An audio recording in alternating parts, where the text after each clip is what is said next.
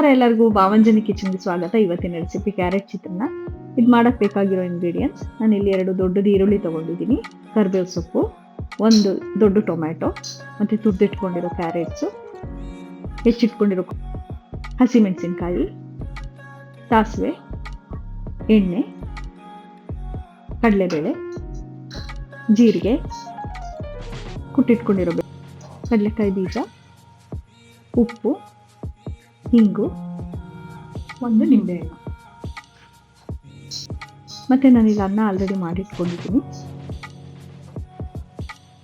ಈಗ ಒಂದು ಕಡಾಯಿಗೆ 2 to 3 table spoon ಅಷ್ಟು ಕುಕ್ಕಿಂಗ್ ಆಯಿಲ್ ಹಾಕ್ತಾ ಇದ್ದೀನಿ.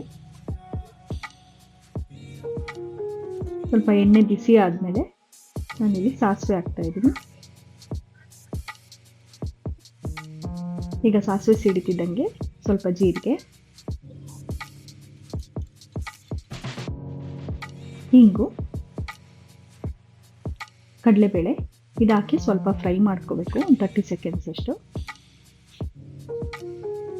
ಹೆಚ್ಚಿಟ್ಕೊಂಡಿರೋ ಹಸಿಮೆಣಸಿನ್ಕಾಯಿ,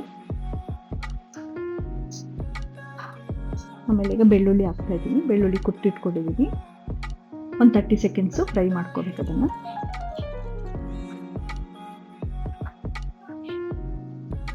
ಈಗ ಹೆಚ್ಚಿಟ್ಕೊಂಡಿರೋ ಈರುಳ್ಳಿ ಮತ್ತು ಕರಿಬೇವು ಸೊಪ್ಪು ಹಾಕಿ ಅದು ಗೋಲ್ಡನ್ ಬ್ರೌನ್ ಆಗೋ ತನಕ ಅದನ್ನು ಫ್ರೈ ಮಾಡ್ಕೊತಾ ಇದ್ದೀನಿ.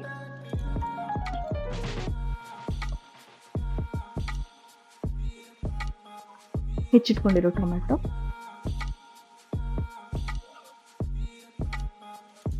ಇದಕ್ಕೆ ಸ್ವಲ್ಪ ಸಾಲ್ಟ್ ಹಾಕ್ತಾ ಇದ್ದೀನಿ.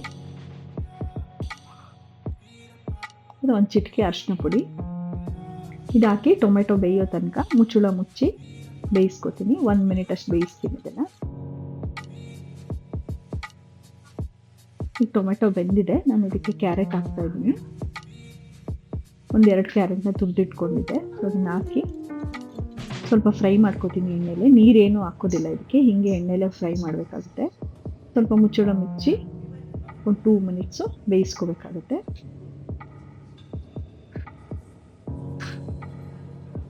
ನೋಡಿ ಈಗ ಚೆನ್ನಾಗಿ ಬೆಂದಿದೆ ಕ್ಯಾರೆಟು. ಇದಕ್ಕೆ ನಾನು ಸ್ವಲ್ಪ ಹೆಚ್ಚಿಟ್ಕೊಂಡಿರೋ ಕೊತ್ತಂಬರಿ ಸೊಪ್ಪು ಹಾಕ್ತಾ ಇದ್ದೀನಿ.